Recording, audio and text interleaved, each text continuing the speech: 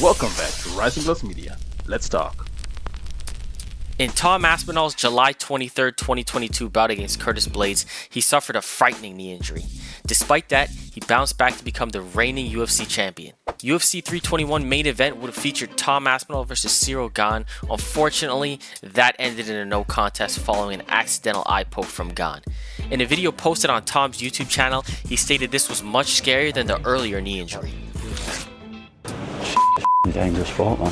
You were saying it's scarier than it's way scarier than what I did to my knee. Number 7 ranked middleweight Joaquin Buckley was on a 6-fight win streak before his last fight against former champion Kamaru Usman. On his YouTube channel, Joaquin Buckley Official, he goes into detail talking about the time we almost got to see him versus Alex Pereira.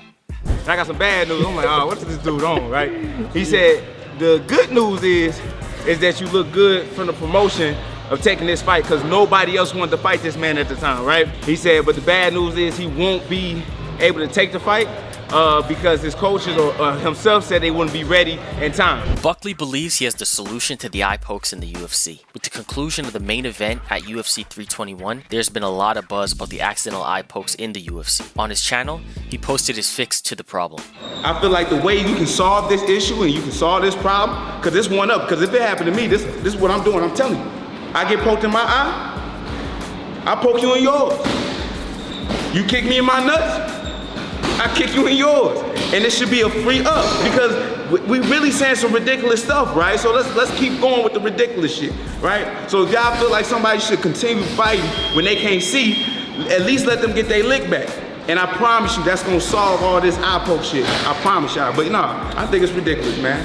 In an interview with ESPN, Makhachev discusses a possible fight versus Ilia Topuria at the White House. These questions about Ilia are not going to go away until either I think one of you loses or you fight. I haven't talked to you since he beat Charles Oliveira. What did you think? Yeah, he's good. I saw the fight. He's good, you know. The guy, Charles Oliveira, he going to finish always, you know. Or you finish him or he finish you, you know. Mm-hmm. That's why this guy is so dangerous, but it's so good fight. And now I don't know who is gonna be next for Ilia.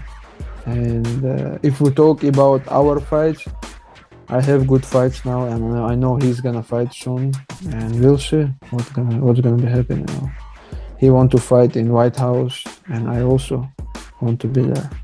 It's gonna be like big like for MMA community. It's gonna be big fights, you know? And people want this fight, and if UFC want this fight, and we can do this. One of the biggest names in the UFC and possible heavyweight contender Alex Pereira reacts to the conclusion of Tom Aspinall versus Ciryl Gane with a subtle call out of Jon Jones for the White House card. It reads, "Let's make the heavyweight division great again." Jon Jones responds saying, "Alex, I'd be down to bring the highest skill level to the White House. I appreciate the respect you showed. Let's dance." We also got a bit of footage of Alex back in the gym working on his wrestling with Sean Strickland and Yusri Belgarwe, who himself is fresh off a win via TKO.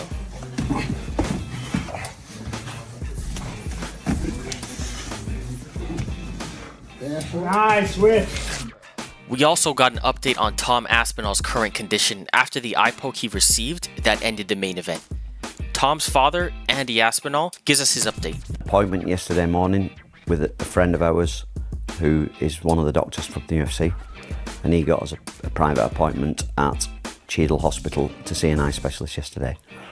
He kind of basically did the same as the guy that we saw over there, said it's bad, it's not good, but his eye is a little bit more closed than it was. His right eye he still can't see anything. He said it's just grey.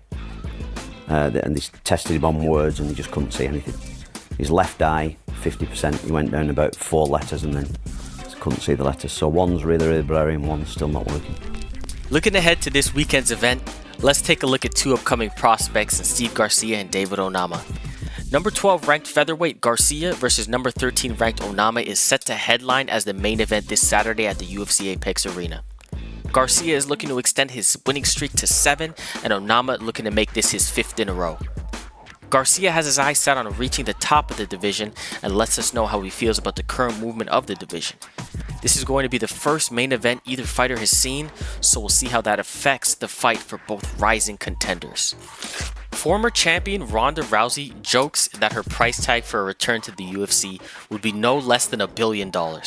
She also expresses how she feels about the MMA fan base. MMA fans and media are the most "what have you done for us lately" crowd of any sport. Like you look at WWE and they have such a reverence for their legends. And at MMA, it's like the second that you're not on top, you're not shit and you never were shit. Chuck Liddell, when he's on top, oh my God, he's the best. The second that he loses, oh, Chuck Liddell ain't shit, he never was shit. You know? And then Rampage Jackson, oh my God, he's the next Mike Tyson, he's so great. Second he loses, oh, Rampage ain't shit, he never was shit. Yeah. GSP, oh, he he's not shit, he never was shit. Anderson Silva, oh my God, he's like he was like almost a mythical creature for a while. Yeah. He was like this ninja, and he would hypnotize everyone in front of him. And second he loses, oh, Anderson ain't shit. Former flyweight champion Deiveson Figueiredo was in a scary car accident, but luckily he avoids any major injury.